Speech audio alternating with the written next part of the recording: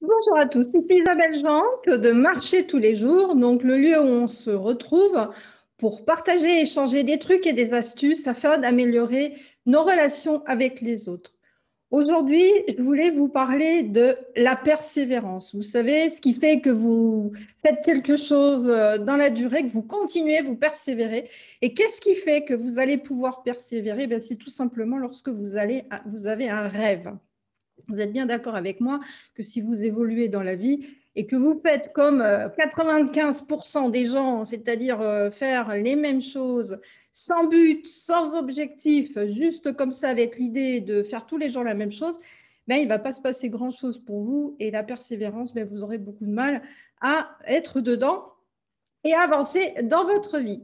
Alors, comment justement mettre en place cette persévérance. Ben déjà, il vous faut, comme je vous le disais, avoir un rêve, un grand rêve. Si je vous parle de Walt Disney, ben vous savez qui c'est. Et ce qu'il faut savoir, c'est que Walt Disney, eh bien, il a rencontré 200 banquiers, rien que ça, 200 banquiers pour proposer son projet et tous les autres ont dit non. Donc, vous imaginez que si vous n'êtes pas persévérant et que vous n'avez pas un grand rêve, quelque chose qui est très motivant pour vous, ou bien il y a des grandes chances que vous arrêtiez. Alors, pourquoi la persévérance est quelque chose qui se travaille?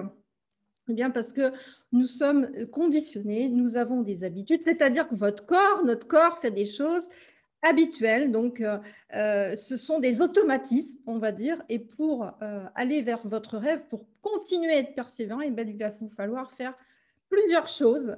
Déjà, moi, ce que je vous conseille, c'est de mettre en place des challenges, c'est-à-dire que voilà, vous avez votre rêve et découpez vos actions, les actions que vous voyez, que vous imaginez faire pour atteindre votre objectif.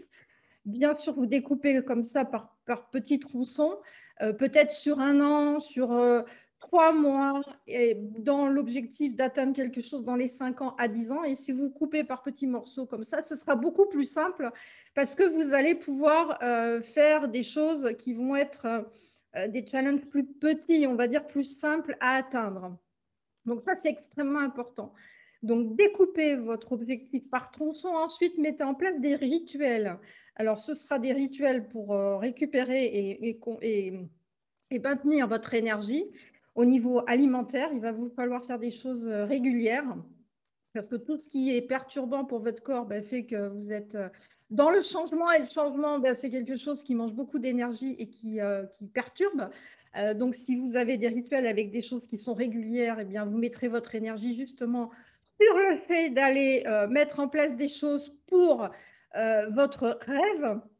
Il va vous falloir développer aussi votre foi en vous-même. Alors, qu'est-ce que c'est la foi en vous-même? Alors, ça va regrouper la confiance en soi, l'estime de soi. Il va vous falloir travailler là-dessus. Et la foi en vous-même, c'est ce qui fait que vous êtes convaincu que ça va arriver.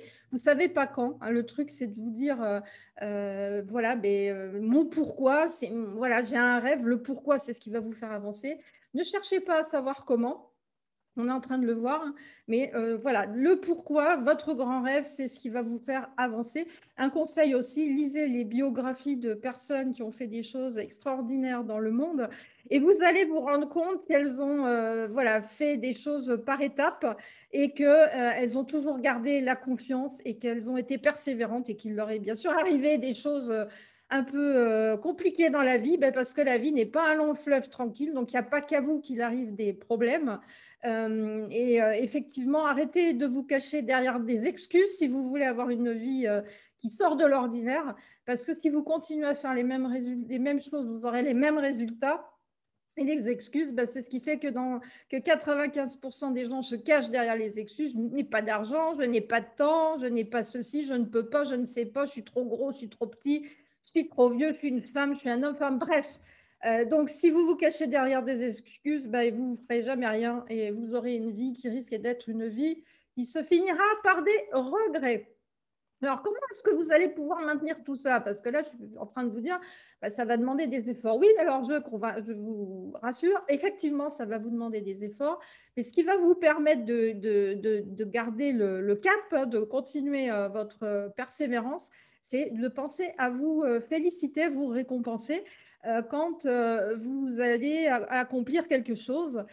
Pourquoi? Alors pourquoi ça c'est important? Ben, parce qu'en fait, votre système nerveux va identifier l'effort a une récompense. L'effort est quelque chose de joyeux. L'effort est quelque chose d'agréable. Et si vous faites ça, eh bien, vous allez vous habituer, vous allez habituer votre corps à aller vers l'effort, vers les choses à accomplir, et ça deviendra du plaisir. Ça va devenir un peu comme une drogue, un peu, si on peut dire ça comme ça.